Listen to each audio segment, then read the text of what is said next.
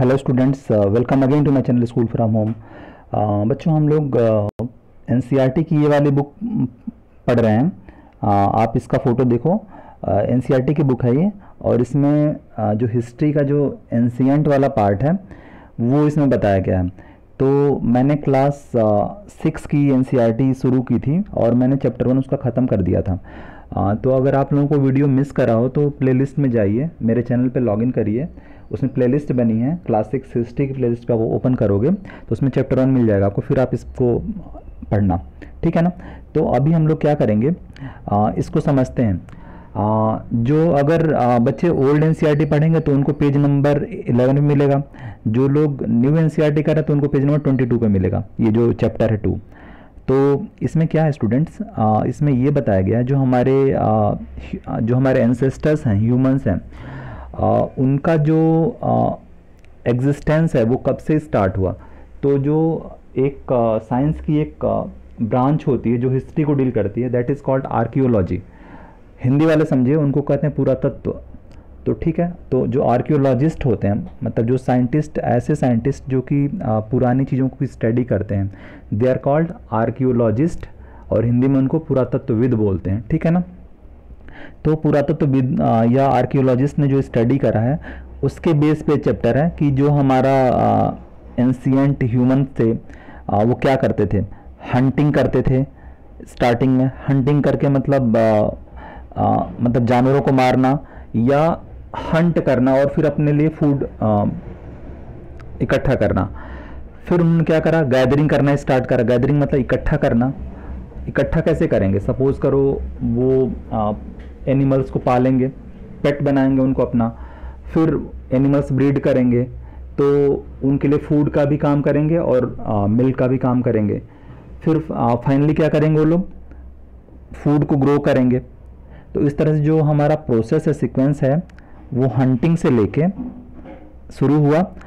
फिर क्या हुआ, गैदरिंग, गैदर करना शुरू किया फूड को। गैदर कैसे करेंगे, कलेक्ट करेंगे। अगर मान लो कहीं गए जंगल में, वहाँ पे कुछ फ्रूट्स गिरे हैं, तो सूखे फ्रूट्स हैं तो उनको इकट्ठा करेंगे। या जानवरों को जो उनके आसपास के एनिमल्स दिखें उनको आके पालतू बनाएंगे, फिर उनसे मीट और मिल्क दोनों फाइंड करेंगे। आगे जाके क्या करेंगे, लोग ग्रो करेंगे फूड को। तो ये सीक्वेंस है, hunting, gathering and growing of the food. किस लिए ऐसा करेंगे वो लोग, अपनी लाइफ को सेव करने के लिए, अपने फूड के लिए, ठीक है ना। तो मैं उम्मीद करता हूँ चैप्टर का जो समरी है आपने समझ लिया होगा। तो अब मैं धीरे धीरे इसको समझाने का ट्राई कर रहा हूँ। देखो, जो ह्यूमन की हिस्ट्री है ना, वो 2 मिलियंस पहले की है। कुछ साइंटिस्ट 2 मिलियन बोलते हैं, कुछ बोलते हैं 2.5 मिलियन, ठीक है ना। अच्छा बच्चों, अगर मैं पूछूं किसी से कि 2 मिलियन का मतलब क्या होता है, मतलब कि 2 मिलियन का मतलब ये होता है 20 लाख ईयर्स अगो, ठीक है ना। अगर 2.5 लेते हो तो कितना लिखोगे, 25 लाख ईयर अगो, ठीक है। तो इसी के बीच में अभी एनसीईआरटी की बुक में 2 मिलियंस पहले तक का हिस्ट्री पता है। तो ये इसमें ये कहा जा रहा है कि हमें पता है कि जो ह्यूमन है उनका सब कॉन्टिनेंट में एग्जिस्टेंस जो था ना, या जो रहते थे, वो 2 मिलियन के अराउंड पहले रहते थे, ठीक है ना। Today we describe them as hunter gatherers. हम उनको क्या बोलते हैं, हंटर गैदरर्स बोलते हैं। हंटर मतलब शिकार करके अपना गैदर करना, इकट्ठा करना, ठीक है। जो हंटर गैदरर्स होते हैं ना, मतलब जो हंटिंग करते हैं और अपना फूड इकट्ठा करते हैं। हंट का मतलब मारना, ठीक है ना, और गैदर का मतलब होता है इकट्ठा करना। तो हंटिंग करना और फिर गैदरिंग करना फूड को, तो उसके लिए वो क्या करना पड़ेगा, उनको प्लेस टू प्लेस मूव करना पड़ेगा, ठीक है ना। अब प्लेस टू प्लेस क्यों मूव करना पड़ेगा, इसके 5 रीज़न है, 4 रीज़न हो सकते हैं। वो सारे रीज़न मैंने लिखे हैं यहाँ पे नोट्स के फॉर्म में। तो पहला क्या है, देखो, जो उनका फूड है ना, अगर एक जगह पे सपोज करो इस प्लेस पे, ए प्लेस पे हैं कोई, ठीक है, तो ए प्लेस पे वो आए और यहाँ पे फ्रूट्स हैं, एनिमल्स हैं, सारे ख़त्म हो गए, तो फिर कहाँ जाएंगे, फिर ऐसी प्लेस को सोचेंगे, सर्च करेंगे बी प्लेस पे जहाँ पे दोबारा से फ्रूट्स और उनको एनिमल्स मिल जाए, ठीक है ना। तो पहला रीज़न तो ये हुआ कि उनके मूव करने का, कि एक जगह पे रिसोर्स ख़त्म होने के बाद दूसरे रिसोर्सेज को फाउंड आउट करने के लिए उन्हें दूसरी जगह पे मूव करना पड़ता था, ठीक है ना। दूसरा रीज़न ये है ना कि बेसिकली वो जो फूड के लिए होते थे वो एनिमल्स पे डिपेंड करते थे, ठीक है। ध्यान से सुनो बच्चों स्टोरी, थोड़ा बोरियत होता है हिस्ट्री में, बट अगर आप लोग ध्यान से सुनोगे ना तो आपको मज़ा आएगा। तो एनिमल्स क्या करेंगे, अगर ये इनको हंट करने का ट्राई करेंगे एनिमल को, तो वो भागेंगे बेचारे, ठीक है ना, अपनी जान बचा के भागेंगे, यहाँ से लेके यहाँ तक भागेंगे, तो उनके पीछे वो लोग भी आएंगे, ठीक है ना। तो इस वजह से भी उनको प्लेस चेंज करना पड़ता था, क्योंकि वो लोग हंटर्स थे, हमारे एंसेस्टर्स। तो सेकंड रीज़न ये हुआ कि एनिमल्स प्लेस टू प्लेस भागते थे, तो उनके पीछे वो लोग भी भागते थे, ठीक है। तीसरा क्या है, जो सपोज करो किसी एक सीज़न में, जैसे मान लो यहाँ पे जो है अभी अपने यहाँ मानसून का सीज़न है, ठीक है। मानसून के सीज़न पूरे इंडिया में जो है एग्रीकल्चर अच्छा होता है, लेकिन सपोज करो अगर कहीं सूखा पड़ जाए, ड्रॉट आ जाए, ठीक है ना, सूखा पड़ जाए, तो क्या करोगे आप लोग ड्रॉट के सीज़न में, जो डिज़र्ट टाइप की एरियाज़ हैं वहाँ से आप लोग दूसरे जगह जाओगे जहाँ पे पानी हो, जहाँ पे आप फ्रूट पा सको, जहाँ पे आप फूड ग्रेन्स पा सको। तो सीज़न में वैरी के कारण भी आपको मूव करना पड़ेगा, क्योंकि पर्टिकुलर सीज़न में कहीं पे फूड होगा या एनिमल होंगे और कहीं पे फूड या एनिमल नहीं होंगे। तो ये थर्ड रीज़न हो गया। चौथा रीज़न ये हो गया कि बच्चों अगर आप देखो कि जो वाटर होता है ना वो कभी कभी सूख जाता है, कभी कभी पानी का सोर्स ख़त्म हो गया, तो फिर आपको क्या करना पड़ेगा, in search of water in dry season you will have to move from one place to another place, ठीक है। अब देखो बच्चों ये नेक्स्ट टॉपिक करते हैं, how do you know about these people, हम इनके बारे में कैसे जानते हैं। जो हमारे ये पुराने जो 20 साल पुराने के लोग हैं ना, 20 लाख साल पुराने लोग हैं, इनके बारे में हम कैसे जानते हैं। तो इसको जानने के लिए मैंने स्टार्टिंग में बताया था, एक साइंटिस्ट होते हैं, उनको बोलते हैं आर्कियोलॉजिस्ट, हिंदी में पुरातत्ववेत्ता बोलते हैं। ये वो साइंटिस्ट होते हैं जो कि स्टडी करते हैं किनका, पीपल और कल्चर का, ठीक है ना। और एक केस स्टडी करते हैं, they study artefacts found in the ground to learn about how people live in the past. ये ऐसे लोगों की स्टडी करते हैं या उनके आर्टिफैक्ट्स की स्टडी करते हैं कि जो हमारे पीपल थे, एंसेस्टर्स थे, वो पास्ट में कैसे रहते थे, ठीक है ना।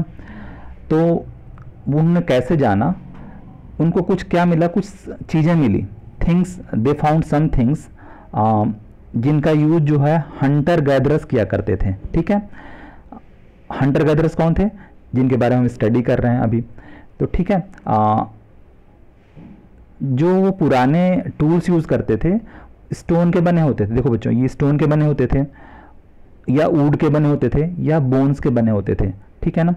और जिसके कारण वो लोग सरवाइव करते थे, ठीक है, क्योंकि अगर आप स्टोन के चीज़ों का यूज़ करोगे तो आप उनसे जो एनिमल्स हैं उनके फ्लैश को निकाल सकते हो, या उनसे आग जला सकते हो, या अगर लकड़ी की चीज़ें तो उससे फल वल तोड़ सकते हो। तो इस तरह से वो लोग अपना जीवन लाइफ को जीते थे, ठीक है।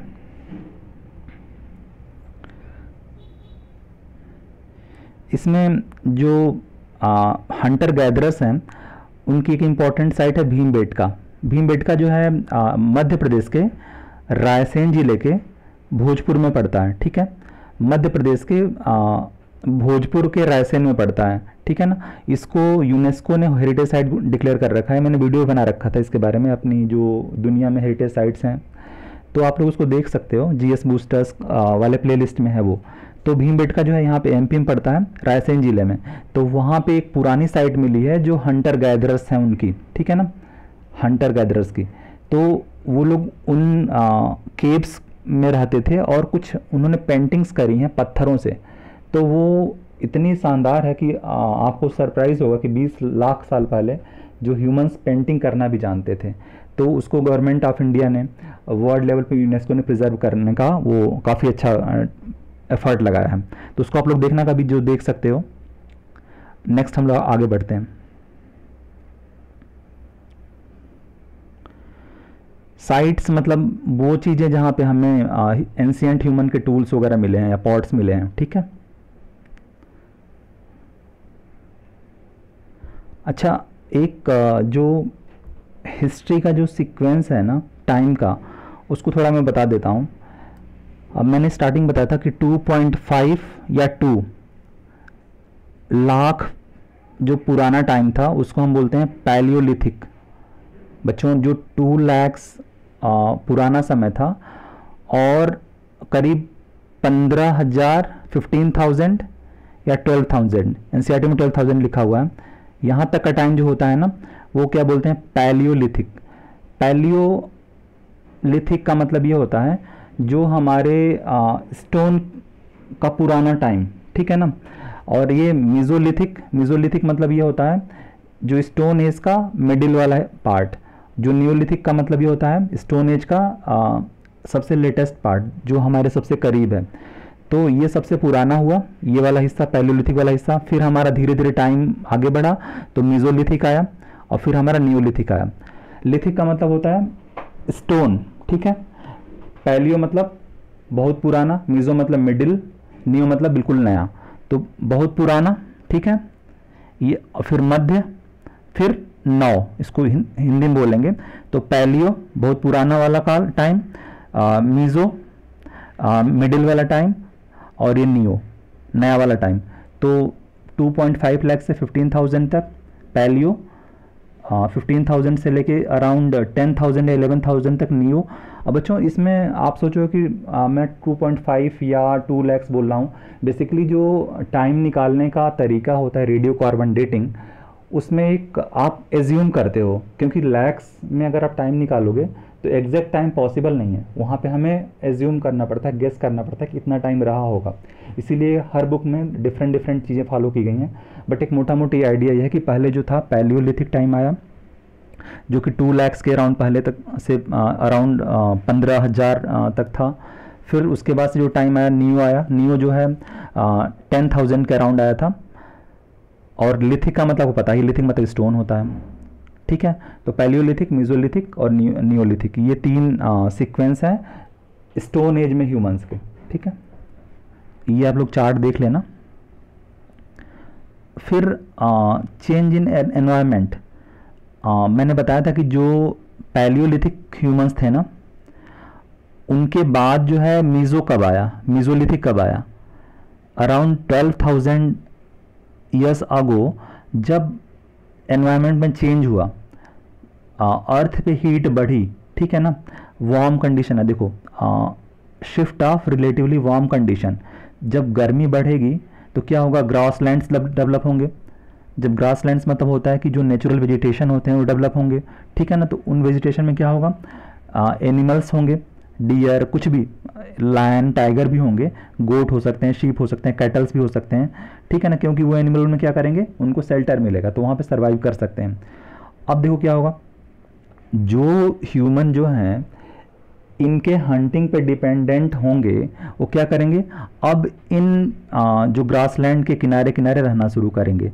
तो अब एक रहने का डिफरेंट ट्रेंड है, क्योंकि अगर आपके पास ग्रासलैंड डेवलप परमानेंट हो गया तो क्या करोगे आप लोग, पहले आप लोग घूमते थे इधर उधर शिकार की तलाश में, फूड की तलाश में, लेकिन अब आपको प्रॉपर एक ग्रासलैंड मिल गया तो वहाँ पे परमानेंट क्या होंगे, जीव जंतु, कैटल्स, पेट्स वगैरह जो भी स्टार्टिंग के एनिमल्स होंगे रहेंगे। तो आप वहाँ पे रह के आसपास उनको फूड के रूप में फाइंड कर सकते हो। तो क्या होगा, उनका फूड हैबिट चेंज होगा, उनको उनके ब्रीडिंग सीजन के बारे में पता चलेगा, ठीक है ना। फिर उनको हर्डिंग्स और रियरिंग के बारे में पता चलेगा, और फिर उस एरिया में फिशिंग भी हो सकती है आसानी के साथ, ठीक है। तो आगे बढ़ते हैं। तो इस तरह से क्या हुआ, फार्मिंग और हर्डिंग का डेवलपमेंट होगा, क्योंकि जब आपको ग्रासलैंड मिल जाएंगे तो आप वहाँ फार्म बना सकते हो, एग्रीकल्चर में इन्वॉल्व हो सकते हो, फिर क्या कर सकते हो, जो एनिमल्स वहाँ पे उनको पेट बना सकते हो।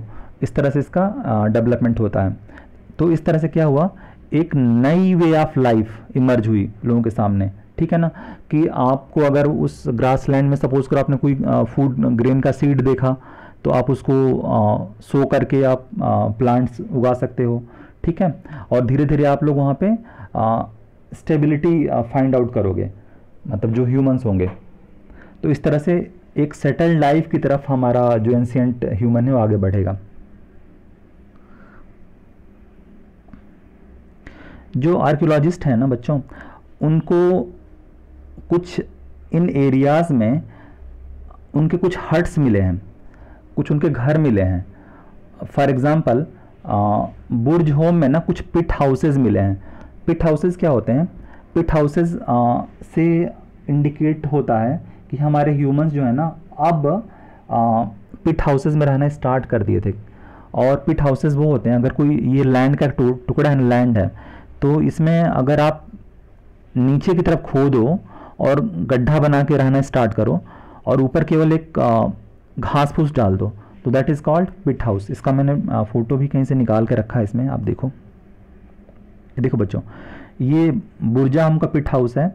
यहाँ पे देखो ज़मीन के अंदर ये गड्ढा करके ये गेट बनाया गया है, फिर ऊपर से केवल घास फूस या ये डाल दिया गया है, छत डाल दिया गया। तो सबसे जो पुराने हमारे ह्यूमंस थे ना, वो ईंट वगैरह तो ईंट वगैरह पकाना जानते नहीं थे। तो उन्होंने क्या करा, ज़मीन को खोदा और केवल ऊपर घास फूस रख दिया और यहाँ पे एक गेट बना दिया, और गेट पे कुछ पत्थर रख देते थे या कुछ भी लकड़ी का लगा देते थे, स्टार्टिंग में रख देते थे ताकि कोई जानवर ना आए रात में। तो ये पिट हाउसेस होते थे। इसको बोलते हैं गड्ढे वाला घर, हिंदी में गर्तावास, ठीक है। फिर उनके इस तरह के बर्तन भी मिले हैं उस बुर्जा होम से, ठीक है। मेहरगढ़ जो एक साइट है ना, वो साइट नियोलिथिक साइट है। मतलब कि मैंने पहले बताया था पीजो, फिर मीजोलिथिक, फिर नियोलिथिक। तो ये जो 10,000 के बाद एक जगह आपको नियोलिथिक साइट मिली है, जिसको पाकिस्तान में बलूचिस्तान स्टेट में पाया गया है। तो वहाँ पे एक जो है ना ह्यूमन और एक कब्र में मानव और एक बकरी मिली है। तो इससे ये प्रूफ होता है कि उन लोगों की एक मान्यता थी कि हो सकता है कि जो डेड ह्यूमन बीइंग है वो मरने के बाद कहीं जाता होगा स्वर्ग में, तो ये उसको फूड के फॉर्म में ले सकता है मरने के बाद। तो ये एक जगह दफनाया गया। तो मेहरगढ़ एक पहली जगह है जहाँ पे नियोलिथिक साइट में इस तरह का स्ट्रक्चर पाया गया है, ठीक है। इसमें मैंने लिखा है the person was buried with goat which were probably meant to serve a food in the next word. जो भी नेक्स्ट वर्ड होता होगा वहाँ पे उसके फूड के काम आएगा। तो इस तरह से बच्चों ये चैप्टर ख़त्म होता है।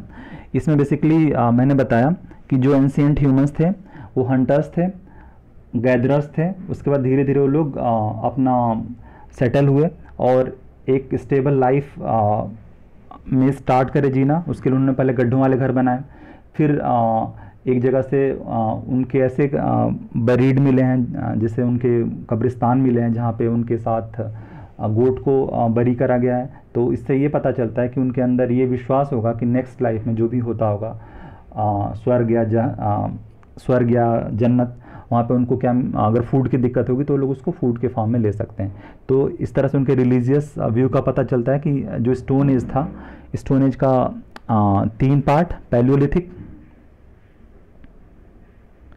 फिर मीजोलिथिक, फिर नियोलिथिक। इनकी स्पेलिंग आप लोग देख लेना, मैं केवल शॉर्ट में लिख रहा हूँ। इसका सीक्वेंस कैसे था? पैलियो में केवल लोग क्या करते, हंटिंग करते थे। मीज़ो में थोड़ा बहुत वो लोग केव्स में रहना स्टार्ट किए, जैसे कि एमपी के बुर्जा होम में, एमपी के उसमें उसके बाद से उन्होंने नियोलिथिक ह्यूमंस ने अपना घर बनाना शुरू करा। तो इस तरह से आप लोग उसका सीक्वेंस देखो। और thanks for watching this video. Thank you so much. जय हिंद।